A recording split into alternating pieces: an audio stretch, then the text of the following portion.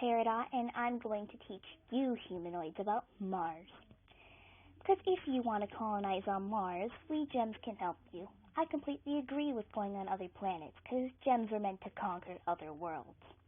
To get started, let's talk about what Mars looks like. Mars is very rocky and is an orange-type color, although Mars' sky is red. Mars also has dirt tracks and lots of hills. One rock on Mars ranges from about 1 inch to 37 feet long, which is a huge difference. The red soil on Mars is darker the deeper you go in the surface. Clearly, all these differences are very different to Earth's grass and brown dirt. But you humans just might be a little bit different than us.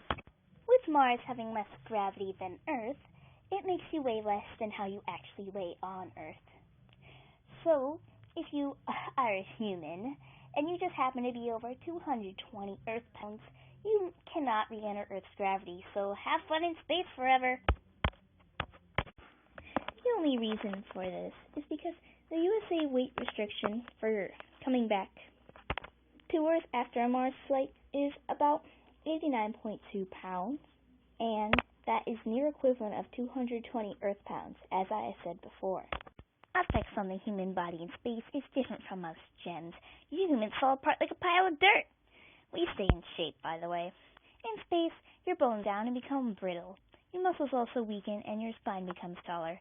For those short people, kind of like me, this is perfect circumstances for you humans. If you just happen to be a little taller and you want to get even taller, I really should stop talking about being tall because I'm the complete opposite of that. Apparently, your Earth scientists have discovered that on Mars there is a water. Not any water, it's salty brine, which is a water-like substance. You discovered this water with SAM, or SAM, a space rover. We gems use our very advanced ships to find stuff like this on Mars. With all this water, there could be life, but fun fact, the water is so salty it cannot be consumed. Kind of like Pearl. Don't worry, that's just a gem joke. You guys won't get it.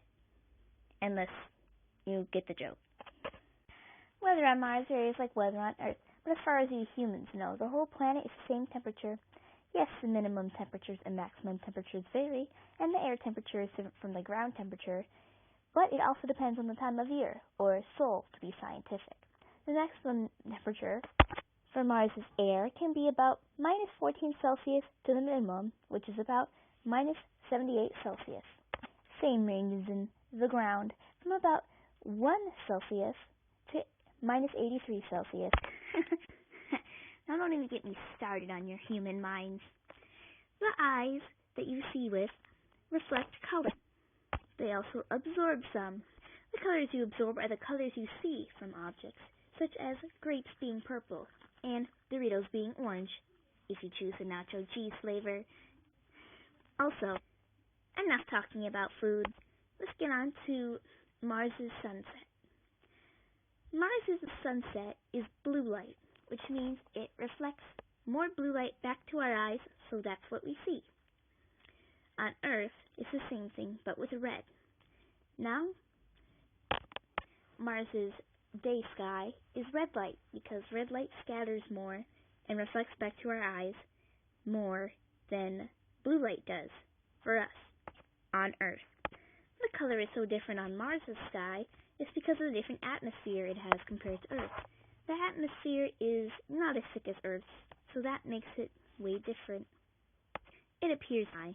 Now I will use all of the things I just told you and tell you why you should create a colonization on Mars. Now, I have to talk fast because the animation process is really tiring. With the ups and downs on Mars, you humans can overcome the downs with technology. You can conquer Mars. Based on all the facts that I told you